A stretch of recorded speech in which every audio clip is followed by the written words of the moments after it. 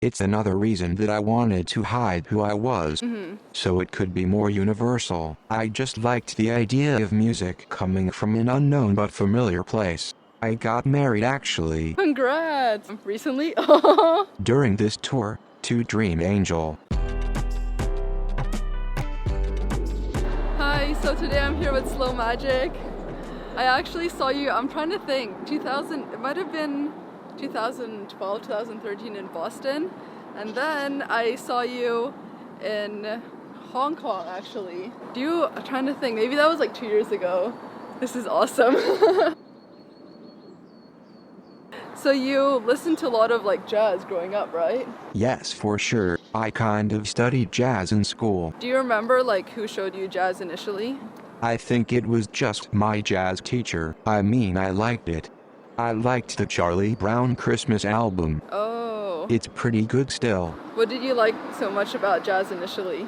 I don't know, just like the drums and piano kind of stuff, which I still like now. Were there other genres around that time that you were listening to? Yes, I think when I was getting into jazz, I also liked Zach Hill, who's in Death Grips now, and other really kind of crazy drummers, I guess, like Travis Barker. Looking back, do you think you could get to where you are now if you didn't go to music school? Well, that was just high school. You didn't go to like music in college? No, I didn't go to college. Oh, so you went straight into like doing music? Yes, I guess I never told anyone that in an interview, so that's cool. What were you like into growing up? Like drawing, making movies and videos. Yeah, you're also into like photography, right? Yeah, taking photos, playing video games, I guess, a little, and making music. Playing drums and starting bands. Were like the creative subjects your favorite subjects? I guess so. Yeah. Are your parents creative people? Yes, both of them are. Oh wow, so they're just like supportive of you then? Totally. Are they artists then, or is it just kind of like... Musician and a visual artist. Oh, nice. How would you describe yourself as a person growing up? Quiet. What made you realize that you wanted to be like a solo artist and like put out music? I just kept making music. I was always just doing it on my own or with other friends. I just kind of took it really seriously on my own. Yeah. Even if it was just a hobby. Did you play some instruments back then? Yes, I played a lot of instruments. Mostly drums, keyboard. Yeah, you were in some band, right? I was just in bands with friends. Nothing big. So was it right after high school that you thought about Slow Magic and everything? I guess so, yeah. It just kind of started out of nowhere. That's so cool. And what was it kind of like? I mean, were like people around you like making similar music, or like how did you even like think of it and like this type of music? I think just the internet. No one around me was doing anything like that. But on the internet, there were just a lot of things going on. It's another reason that I wanted to hide who I was, so it could be more universal, not like a local thing or a global idea. Were there similar people that were doing kind of like, that inspired the idea of doing the like hiding your face, imaginary friend type thing? Yeah, I guess there's like Daft Punk and stuff like that. But I just like the idea of making it more about the music instead of who I was or what I look like. Even with that, kind of like at our shows right now, sometimes you like just go into your shows and like without the mask and you're able to have like kind of like an unfiltered like opinion, right? But I have before and it's not that bad. But it's an honest opinion. Someone's like, yeah, it was a pretty good show. It's like going to the internet and searching for a review, I guess, but in real life. True, damn. How were you able to even get your music out there in the first place? I think just blogs and luck. Just posted a song and then the next morning it was on some blogs and stuff. Were you like still living with your parents during that time, or did you have like other jobs? I was not living with my parents.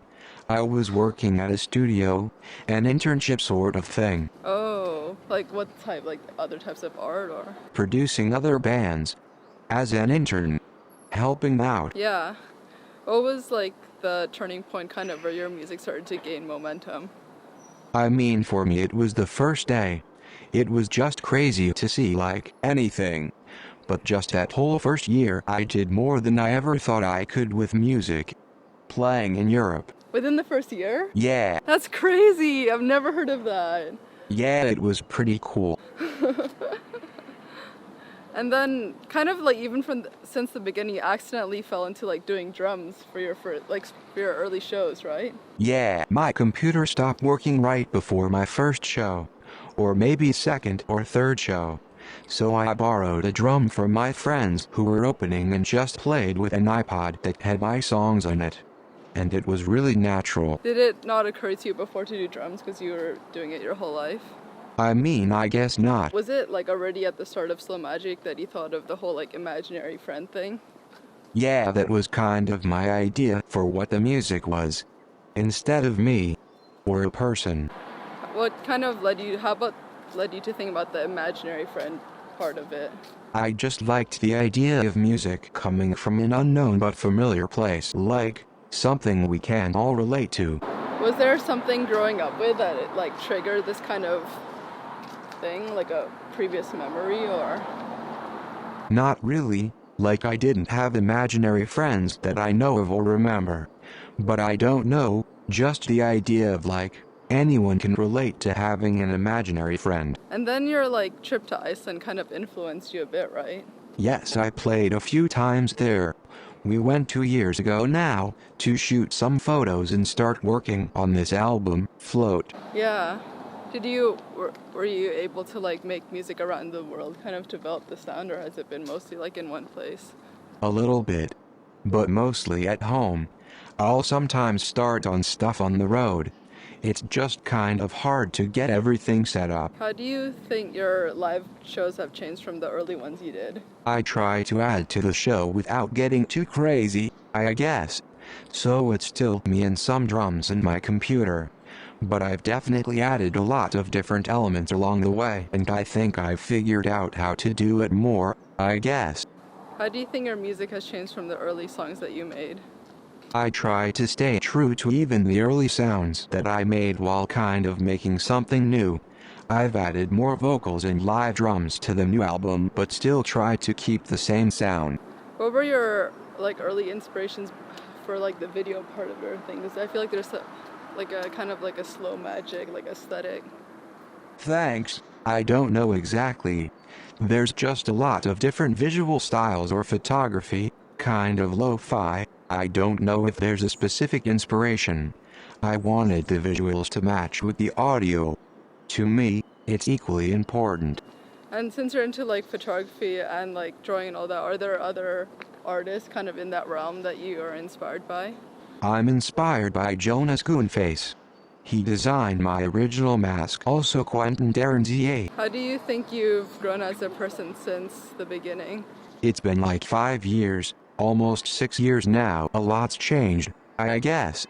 Just being able to do all this as a job has been crazy. I got married actually. Congrats! Recently?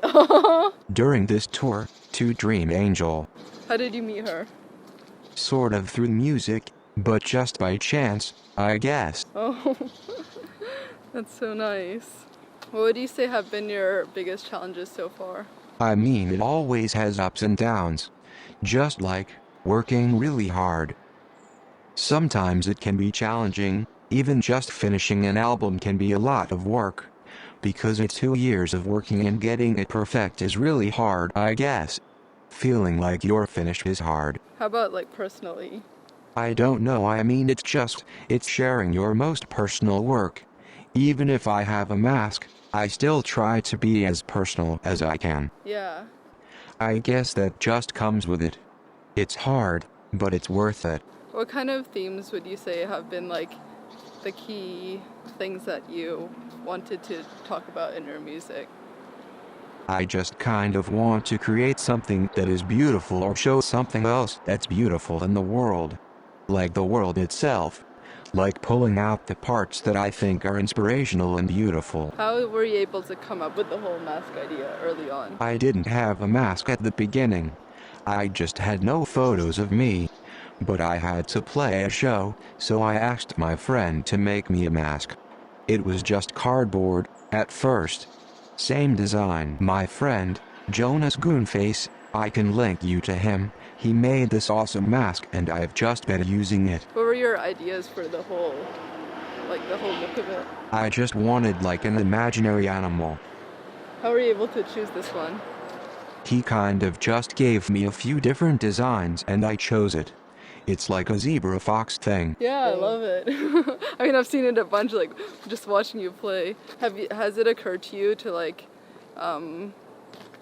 change it over the years to, like, update it, kind of? This has one lights and then tonight I'll have an even newer one. Oh, wow. That has a full light show. Whoa.